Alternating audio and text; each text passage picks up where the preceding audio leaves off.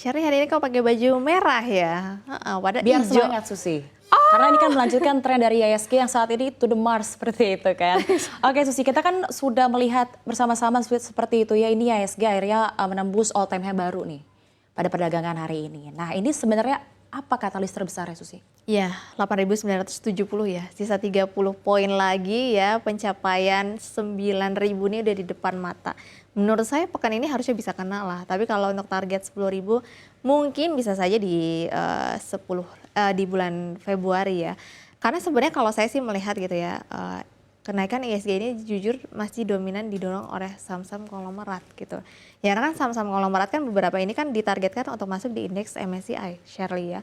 Cuman nanti kalau sudah masuk di indeks MSCI, memang ini akan menjadi kekhawatiran apakah masih lanjut bullish atau enggak. Karena perlu patut diwaspadai juga, pasar ini sudah peak banget menurut saya gitu ya. Jadi timing pesta itu selalu akan ada masanya, nggak ada pesta yang tidak ada akhir gitu ya. Jadi menurut saya saat ini memang masih didorong oleh saham-saham konglomerat dan plus ada beberapa aturan OJK yang memang juga menguntungkan beberapa emiten. Kalau teman-teman lihat bank-bank mini terutama di KBMI 1 ya Shirley itu rata-rata mencatatkan kenaikan hingga arah gitu ya.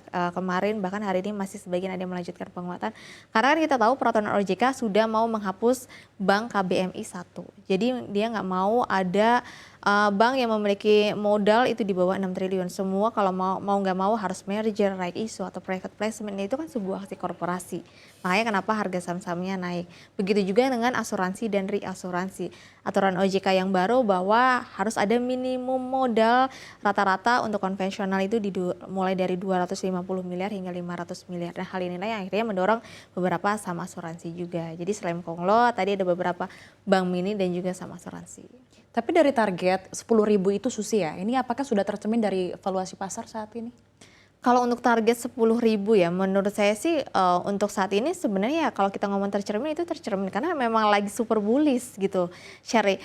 Kita tuh kalau sekarang tuh ya kayak istilahnya tuh bahasanya monyet dikasih beli saham apapun, nunjuk saham apapun itu pasti hijau gitu.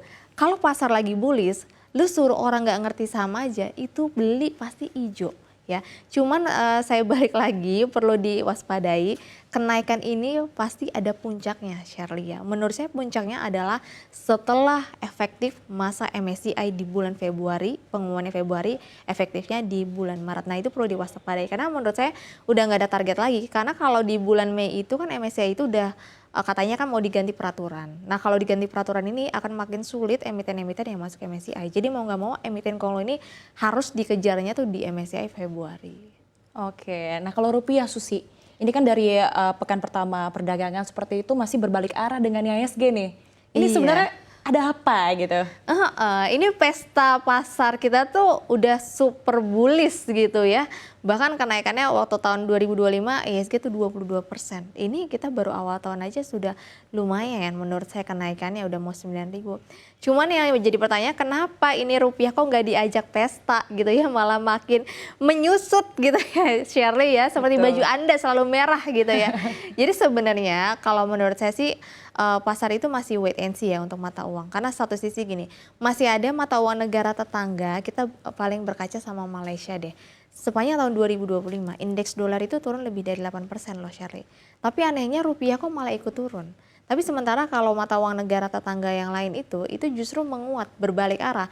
Dolar melemah, ya mata uangnya menguat dong, yang lain dong. Kalau kita sama-sama melemah, kalau saya sih melihat karena dari sisi kita kan masih defisit APBN ya, ada kekhawatiran investor ini masih wait and see apakah beban-beban seperti MBG ini bisa memicu pelebaran defisit. Nah, ada kekhawatiran itu ditambah lagi yang kasus baru konflik Venezuela sama Amerika Serikat, itu kan sebenarnya dibaliknya bukan masalah narkoba, terorisme, itu ada fakta di balik yang mungkin banyak orang nggak tahu Shirley, itu namanya petrodolar. Jadi Venezuela ini kan punya cadangan minyak kan sampai 303 miliar barel.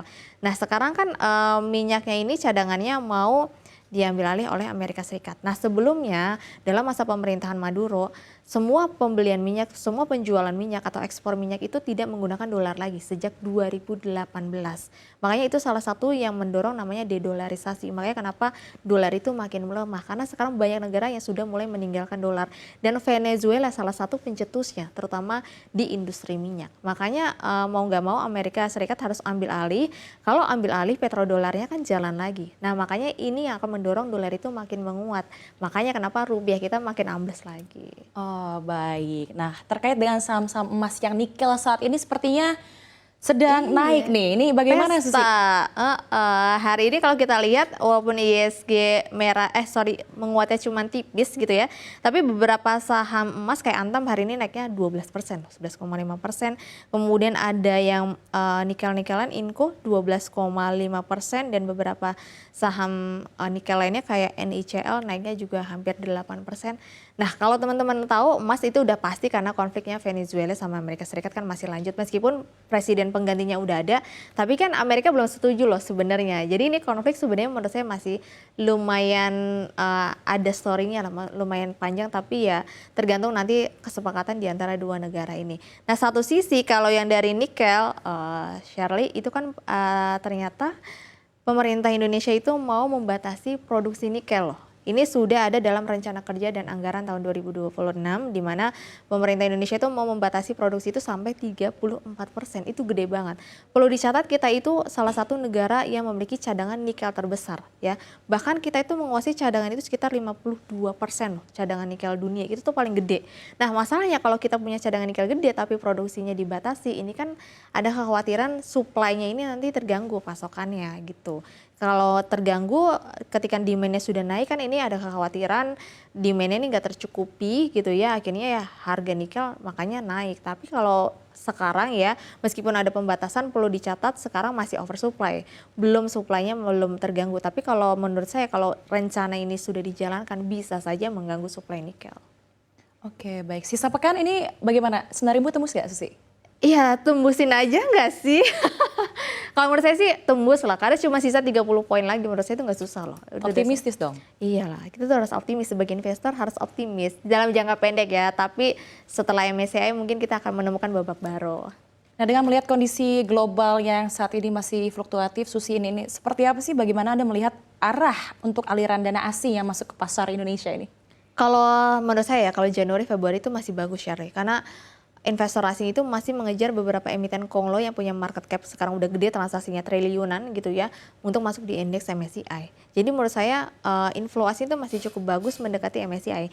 Cuman mungkin setelah MSCI itu yang perlu diwaspadai, apakah asing masih berminat di saham-saham konglo yang sebenarnya target finalnya tuh ya masuk MSCI dan udah menurut saya udah nggak ada apa-apa lagi.